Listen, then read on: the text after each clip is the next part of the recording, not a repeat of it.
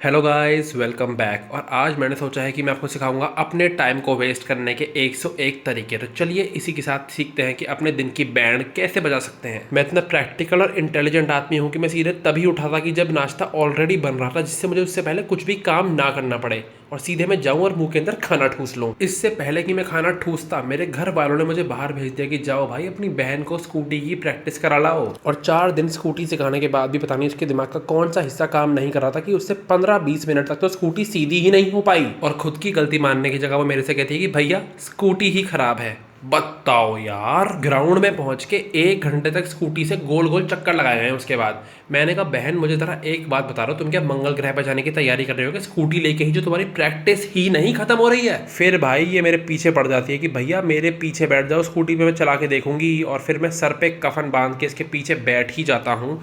और गड्ढों में धचकियां खाने के बाद और रपट के गिरने से बचने के बाद, इधर उधर टेढ़ी मेढ़ी स्कूटी निकालने के बाद आखिरकार हमारी जान बच ही जाती है। फिर मेरी नजर पड़ती है कि हमसे भी एक गया गुजरा ड्राइवर चल रहा था हमसे आगे, जो गाड़ी 5 की स्पीड पे चला रहा था भाई।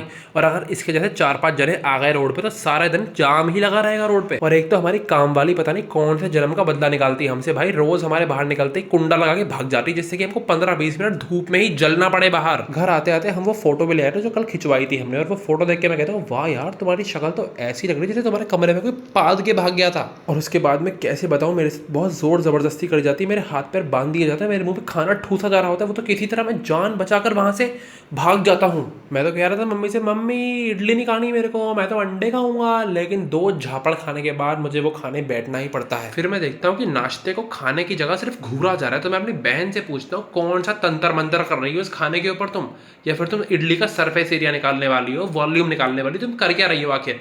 तो वो मेरे से कहती है भैया मैं तो ये देख रही हूँ कौन सा ज़्यादा है कौन सा कम है। मैंने कहा इतनी बड़ी हो गई तुम, अब भी इन हरकतों से बाज नहीं आ रही अपनी, बताओ भाई साहब। और उसके बाद मैं अपने ऑफिशियल काम पे लग जाता हूँ। जी हाँ, आप सही समझे हैं, जो कि है इंस्टाग्राम पे नौटंकी करना।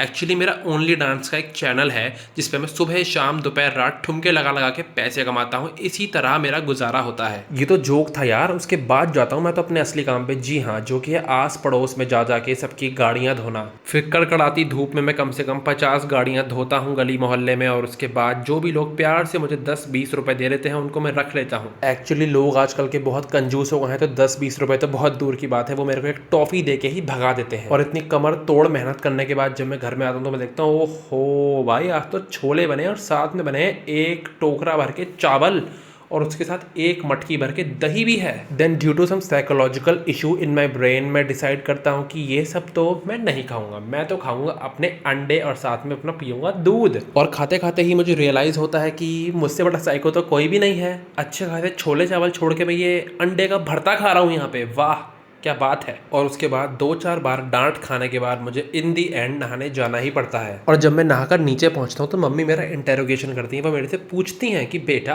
आपने कितने घंटे पढ़ाई करी है सुबह से। मैं कहता हूँ मम्मी पढ़ाई वो तो कब की छोड़ दी, बचपन में कहाँ जी रही हो आप। और उसके बाद मैं और मेरी बहन पता नहीं कौन से जासूस बनते हुए तहकीकात करते हुए पहुंच जाते हैं फ्रिज के फ्रीज़र में। और वहाँ हम देखते हैं 2-2 आइसक्रीम के टब रखे हुए हैं। मैं कहता हूँ भाई जो काम इस घर में आज तक नहीं हुआ वो अब हो रहा है, कौन कर रहा है ये सब, कौन ला रहा है आइसक्रीम। और जैसे कि आप लोगों को पता ही है कि गोरेका थोड़ा ज़्यादा एडवांस बनती है, तो भाई उसने कहा मैं तो खोल कर ही चेक करूंगी कि इसके अंदर आइसक्रीम है या कुछ और।